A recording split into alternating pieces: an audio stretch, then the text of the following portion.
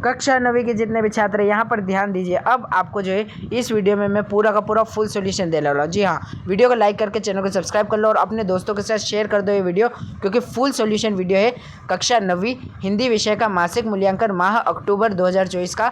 यह आपको मासिक टेस्ट देखने को मिलेगा, जो कि हम पूरा सॉल्यूशन करके बताएंगे। वीडियो को एंड तक देखिएगा। 1 घंटे का समय रहने वाला है और साथ ही साथ 20 अंक का यहाँ पर रहने वाला है आपका पूर्णांक। तो सबसे पहला प्रश्न देखेंगे अगर हम, तो यहाँ पर सही विकल्प चुनकर लिखिए, जो कि 4 अंक का देखने को मिलता है। तो इसका उत्तर हम बताएंगे आपको। तो पहला प्रश्न पढ़ते हैं यहाँ पर सही विकल्प में, काव्य की शोभा बढ़ाने वाले धर्म या तत्व क्या कहलाते हैं? तो काव्य की शोभा बढ़ाने वाले तत्व को हम अलंकार कहते हैं। तो यहाँ पर आपको जो स अलंकार कर लेना है, जिसे कि काव्य का आभूषण भी कहा जाता है। ठीक है, तो यहाँ पर स इसका उत्तर अलंकार सही हो जाएगा। अब नीचे वाला देखिए अगर हम सेकेंड, मीठी वाणी बोलने वाला होता है।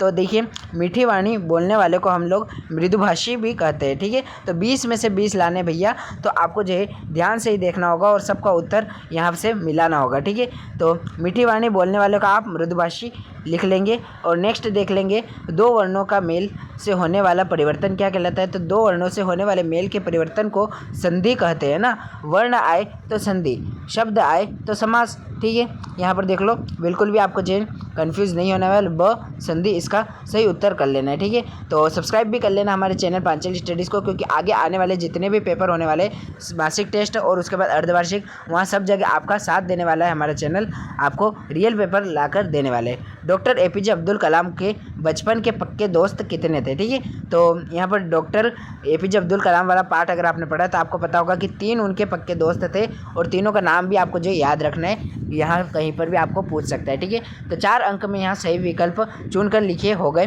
अब 4 अंक में यहाँ पर रिक्त स्थान की पूर्ति कीजिए। वार्णिक छंद में किसकी गणना की जाती है?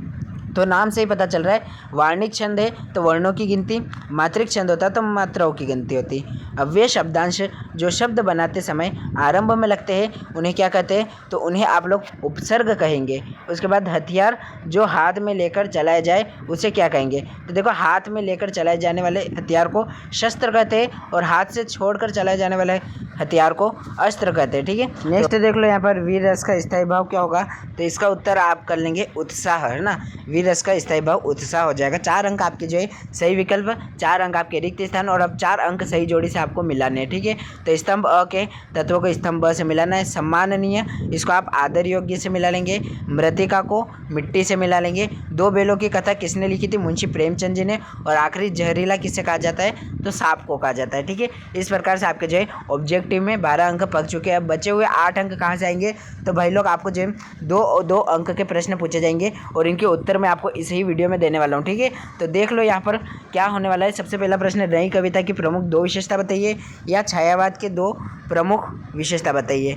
उसके बाद प्रश्न क्रमांक 5वां पढ़िए, कबीरदास की शिल्प सौंदर्य की 2 विशेषता बताइए, या महादेवी वर्मा की भाषा शैली की 2 विशेषता बताइए। उसके बाद रस किसे कहते हैं? रस के अंगों का नाम, या फिर देशज शब्द किसे कहते हैं? कोई 2 देशज शब्द लिखिए। और आखिरी में अपने प्राचार्य को 3 दिन के अवकाश हेतु आवेदन पत्र लिखिए। ठीक है, तो सबका उत्तर यहाँ पर मैं आपको देने वाला हूँ। तो अगर आप लोगों को PDF डाउनलोड करनी है तो टेलीग्राम चैनल पर इसका PDF भी मिल जाएगा, तो वहाँ से जाकर आप पांचाली स्टडीज ऑफिशियल से इसका PDF डाउनलोड कर सकते हैं। ठीक है, तो प्रश्न क्रमांक 4 का पहला उत्तर, नई कविता की 4 विशेषता लिखिए। ठीक है, तो ये 4 में से कोई भी 2 आपको अपनी फेवरेट छांट कर लिख लेनी है। ठीक है, और इसके बाद इसके अथवा में ही जो प्रश्न देखने को मिलेगा आपको, तो आपका मासिक टेस्ट में दूसरा प्रश्न पूछा था छायावाद की प्रमुख विशेषता, चौथे में ही तो 2 विशेषताएं, व्यक्तिवाद की प्रधानता और प्रकृति का मानवीकरण, यह छायावाद की 2 प्रमुख विशेषताएं है। ठीक है, तो आपको यहाँ से लिख लेनी है ना।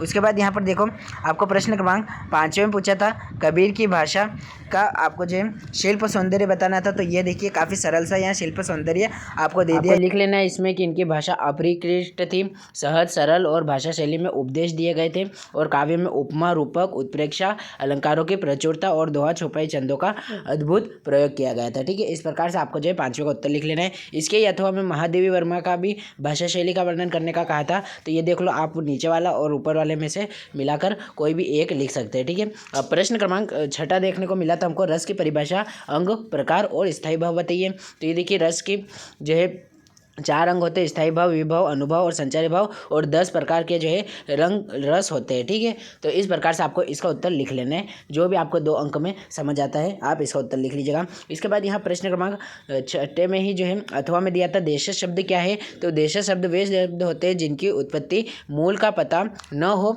लेकिन वह प्रचलन में हो।